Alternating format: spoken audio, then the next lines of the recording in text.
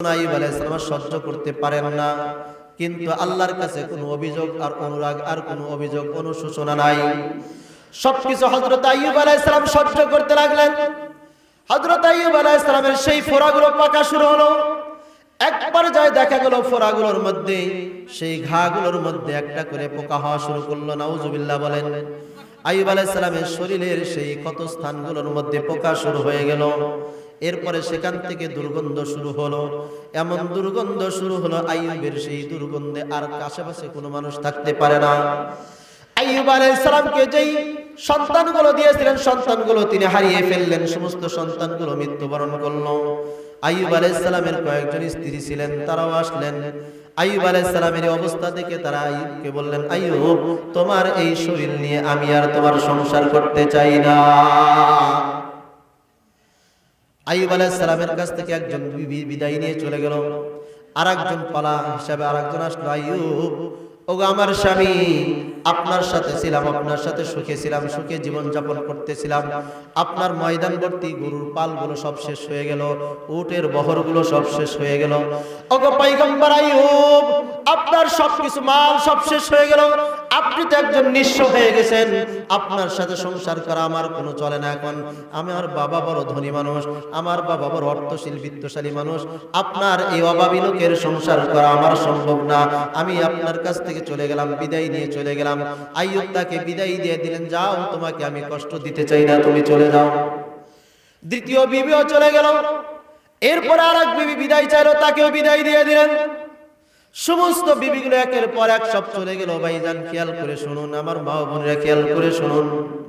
যেই দিন আপনি স্বামীর সংসারে আসছেন, বাহারি রঙের শাড়ি পরে আপনার স্বামীর বাড়িতে আসছেন, স্বামীর সাথে জীবনটা দীর্ঘদিন পর্যন্ত কাটাইলেন, স্বাভাবিক।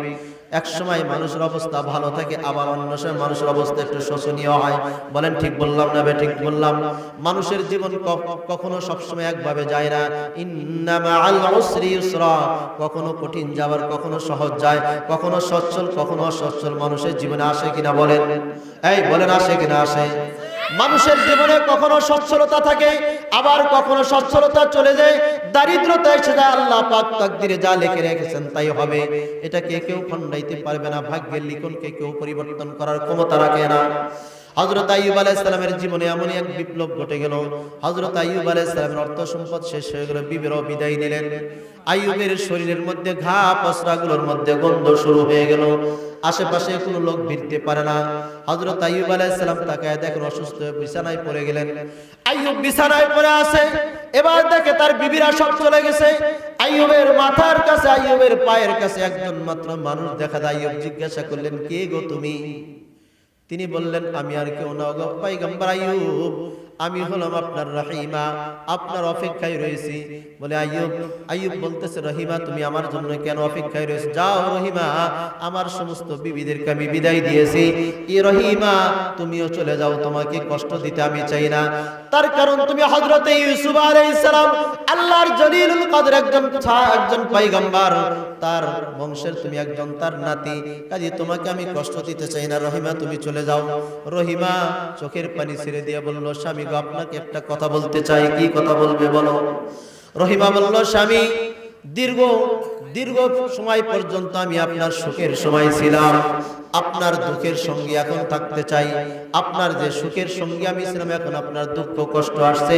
স্বামী, আপনাকে দুঃখে আর কষ্টের মধ্যে ফেলে আমি চলে যাইতে চাই না। মুসলমান ভাইরা আমার, আমাদের সমাজের মধ্যে কিন্তু এমনও নারী রয়েছে যেই স্বামীর সচ্ছলতা ছিল, এখন দরিদ্রতায় এসে গেছে। এখন স্বামীর বাড়ি ত্যাগ করে বাপের বাড়ি চলে যায়। আছে কিনা বলেন? স্বামীকে পরিত্যাগ করে চলে যায়। এখন আর স্বামীর সাথে সংসার করতে রাজি না। স্বামী আগে ভালো ছিল, এখন স্ত্রীর হক আদায় করতে পারে না। স্ত্রীর সাথে দাম্পত্য জীবনের অশান্তি তৈরি হয়। এখন ওই স্ত্রী আর স্বামীর সাথে থাকতে চায় না, পরকিয়া করে পরপুরুষের সাথে চলে যায় কিনা বলেন? এমনও পুরুষ রয়েছে, যখন বিবি অসুস্থ হয়ে যায়, এতদিন তো ভালো ছিল, স্ত্রীর চেহারা সুন্দর ছিল, লাবণ্যময়ী ছিল, খুব সুন্দর ছিল, চেহারার মধ্যে জৌলস ছিল, আকর্ষণ ছিল। ততদিন পর্যন্ত স্বামী তার স্ত্রীকে ভালোবেসেছে। কিন্তু জালেম স্বামী এখন যখন তার স্ত্রী অসুস্থ হয়ে পড়েছে, সংসারে কাজ করতে পারে না, দুর্বল হয়ে গেছে, চেহারা ভালো না, চেহারা ভেঙে গেছে, এখন ওই জালিম স্বামী কিন্তু এমন বিবিকে রেখে বাহিরে চলে যায়। এখন আর বিবি ভালো লাগে না, পর নারীর সাথে পরকিয়া করে বেড়ায়। আল্লাহর পয়গম্বর বলেন, যেই পুরুষ তার স্বামী, যেই স্বামী তার স্ত্রীর কাছে ভালো হতে পারলো না, তামাম দুনিয়ার মধ্যে তার কোনো ভালো হওয়ার গ্যারান্টি নাই। কাজে আপনার ভালো হওয়ার সার্টিফিকেট দেবে কে? জোরে বলেন। স্ত্রী সার্টিফিকেট দেবে। কে দিবে? জোরে বলেন, জোরে বলেন, আপনারা জবান খোলেন। ভালো হওয়ার সার্টিফিকেট দেবে স্ত্রী, যে আমার স্বামী ভালো। আর যদি বলে যে স্বামী ভালো না, আপনি যত ভালোই হন, আপনি ভালো না, আর কাজ হবে না, সার্টিফিকেট শেষ, আপনার বুজুর্গি শেষ স্ত্রীর কাছে। মনে রাখবেন, এই যুবক ভাইরা, খেয়াল করে, স্ত্রী সৌভাগ্য, আল্লাহ পাকের দান, নাজ ও নিয়ামত। তাকে পাইলে, তাকে দেখলে আল্লাহ পাক সব দান করেন। সুবহানাল্লাহ, জোরে বলেন। কালকে যা বলেন সুবহানাল্লাহ, জোরে বলেন সুবহানাল্লাহ। যার বিবি আছে, হাদিসে পাকের মধ্যে নবীজি বলেন, বিবির মুখে লোকমা তুলে দিলে আল্লাহ পাক সদকার সব দান করেন। সুবহানাল্লাহ। তুলে দিবেন কখনো? হ্যাঁ, দিবেন। স্ত্রীরাও যদি স্বামীর মুখে খাবার তুলে দেয়, সদকার সব পাবে। হযরত আইয়ুব আলাইহিস সালামের স্ত্রী রহিমা চোখের পানি ছেড়ে দিলেন, স্বামী আমার, যেই সুখে আপনার সাথে ছিলাম, এখন আপনার দুঃখ শুরু হয়েছে, কষ্ট শুরু হয়ে গেছে। এখন যদি আমি আপনাকে রেখে চলে যাই স্বামী, আমার মাওলা পাক, আমার আল্লাহ নারাজ হয়ে যাবে, আল্লাহ পাক আমার উপর অসন্তুষ্ট হয়ে যাবে। ওগো স্বামী, হাসরের ময়দান এত কঠিন হবে, এত ভয়াবহ হবে, একজন মানুষ আর একজন মানুষের পরিচয় দিবেন না। ইয়াউমা ইয়াফিরুল মারউ মিন আখিহি ওয়া উম্মিহি ওয়া আবিহি ওয়া সাহিবাতিহি ওয়া বানিহি লিকুল্লি ইমরিইন মিনহুম ইয়াউমা ইযিন শাআনুন ইউগনি। হাসর ময়দান যখন শুরু হবে, তখন ইয়াউমা ইয়াফিরুল মারউ মিন আখিহি, সেই দিন ভাই ভাইয়ের থেকে পলায়ন করবে, পরিচয় দিবে না। এই কে তুমি? আমার কাছে আসো, তুমি আমার ভাই না, দূর হয়ে যাও।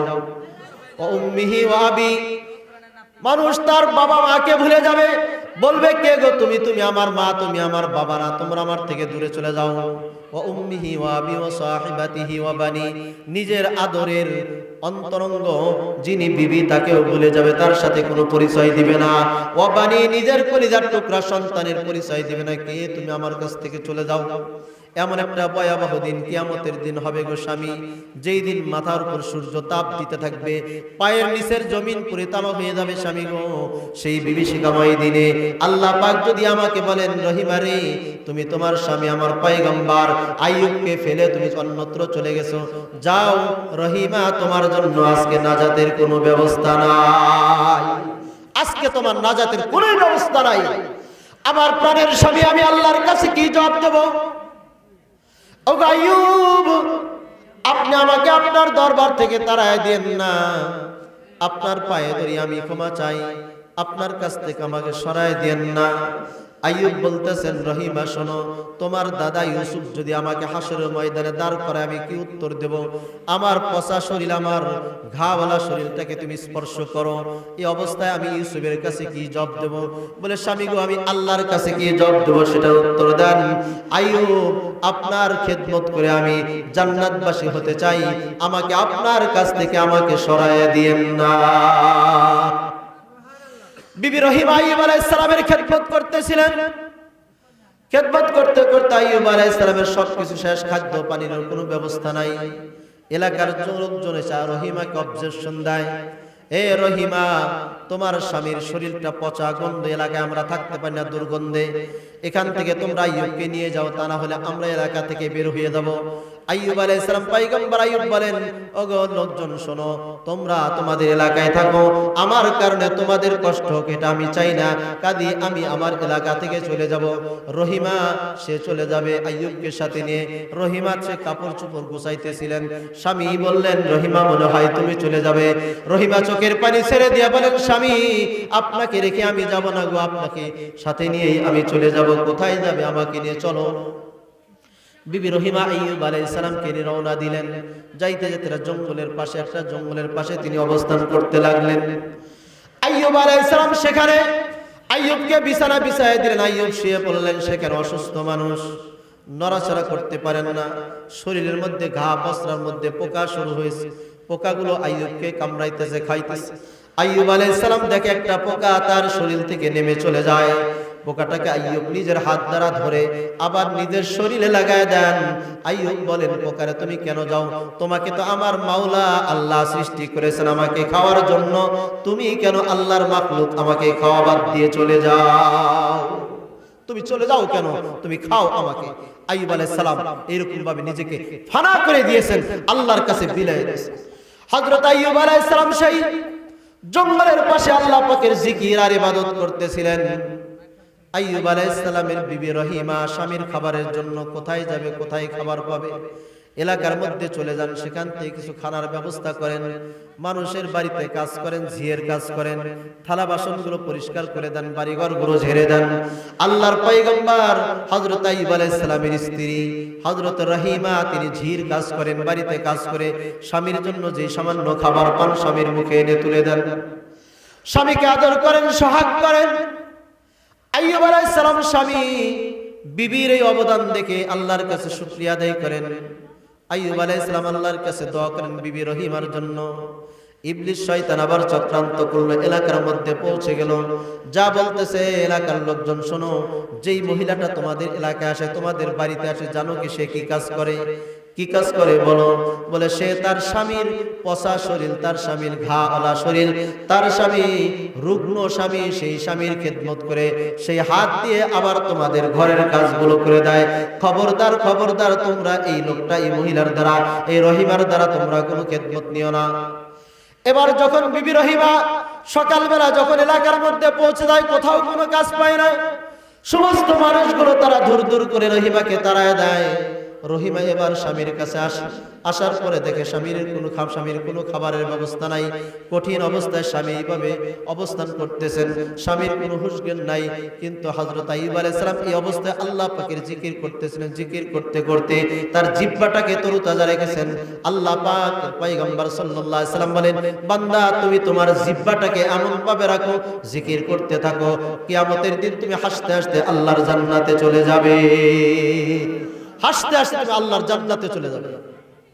এমন ভাবে জিগাই, কথা বলে, কথা বলো, খামোশ থাকো।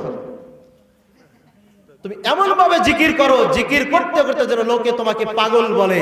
জিকির এমন ভাবে করো, হাসরের ময়দানে তুমি হাসতে হাসতে জান্নাতে চলে যাবে। সুবহানাল্লাহ বলেন, আর জোরে বলেন সুবহানাল্লাহ।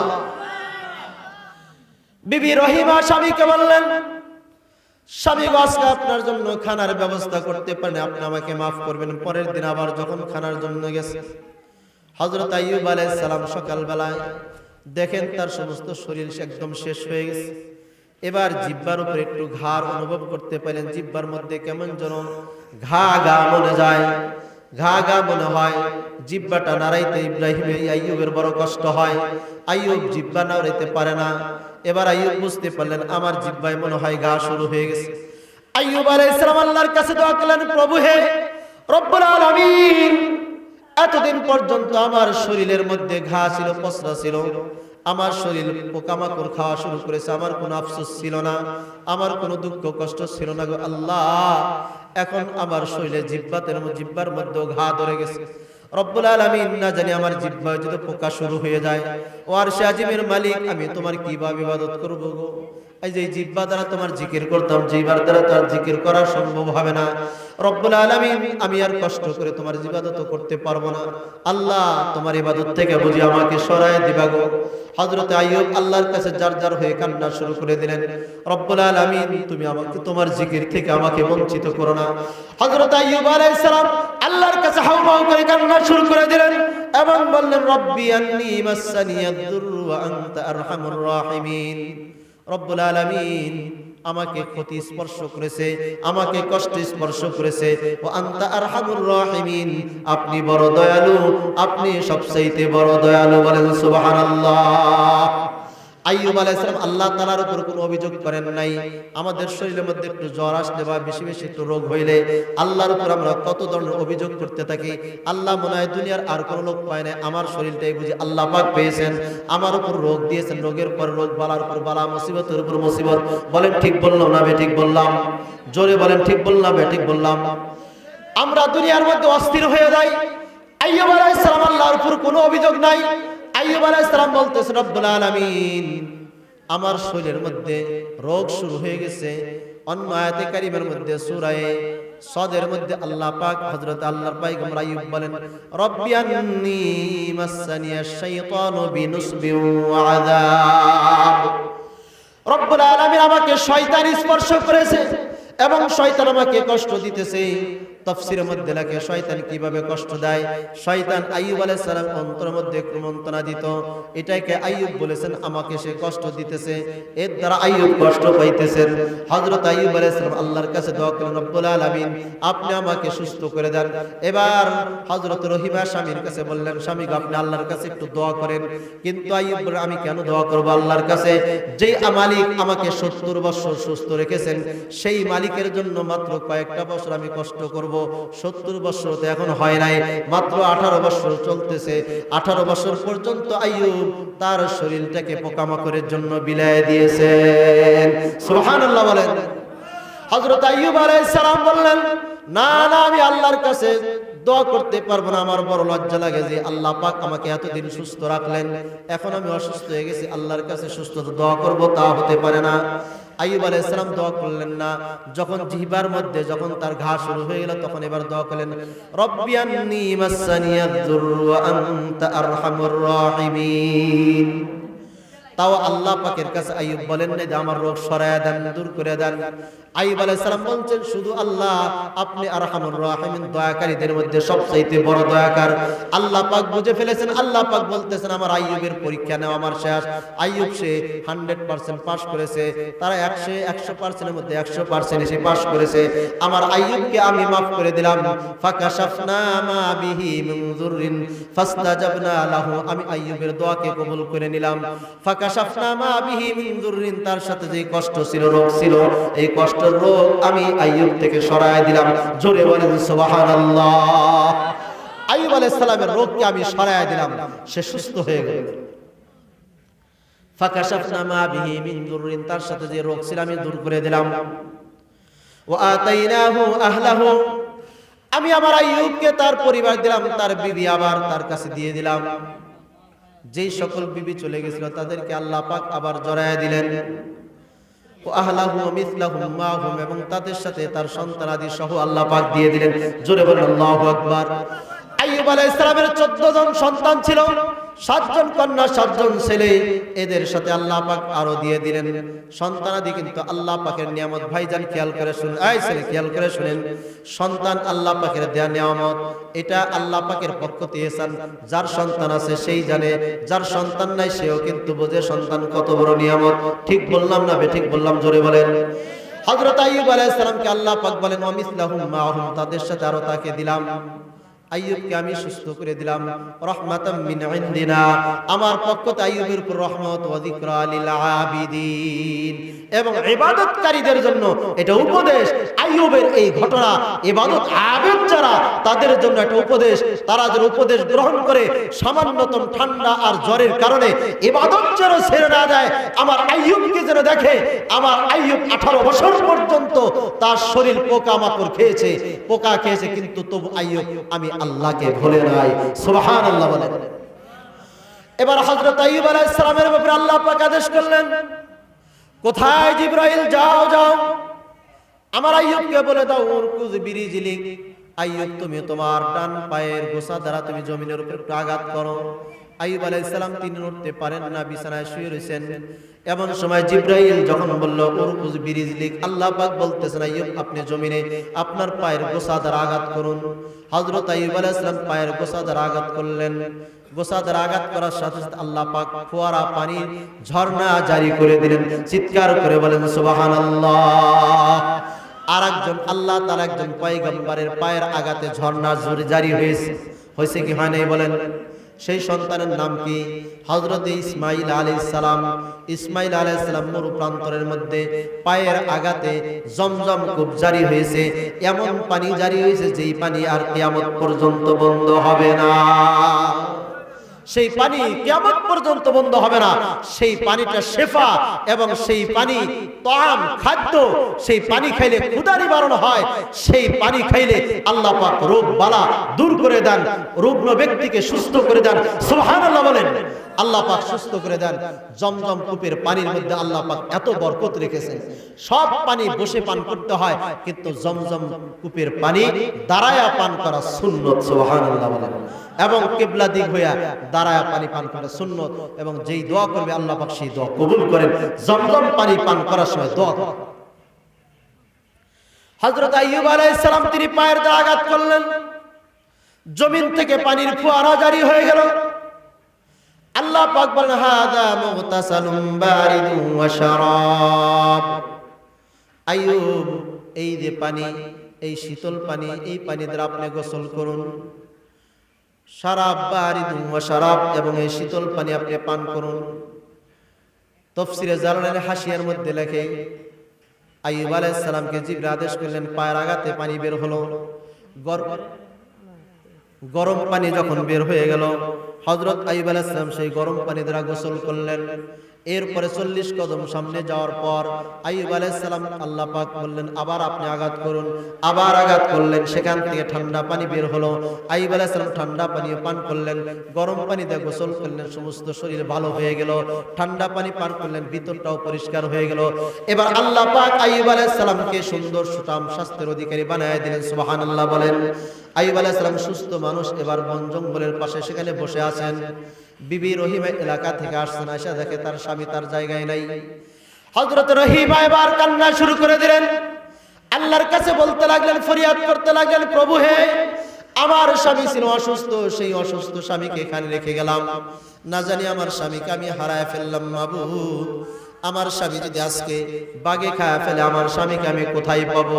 রব্বুল আলামিন, আমার স্বামী পয়গম্বর আইয়ুবকে যদি কুত্তায় খেয়ে ফেলে, বাগে খায় ফেলে, বন জঙ্গলে হিংস্র প্রাণীগুলো যদি আমার আইয়ুবকে নিয়ে যায়, আল্লাহ তোমার দরবারে আমি আইয়ুবের কিভাবে তোমার আইয়ুবের এই কৈফিয়তটা আমি দেব?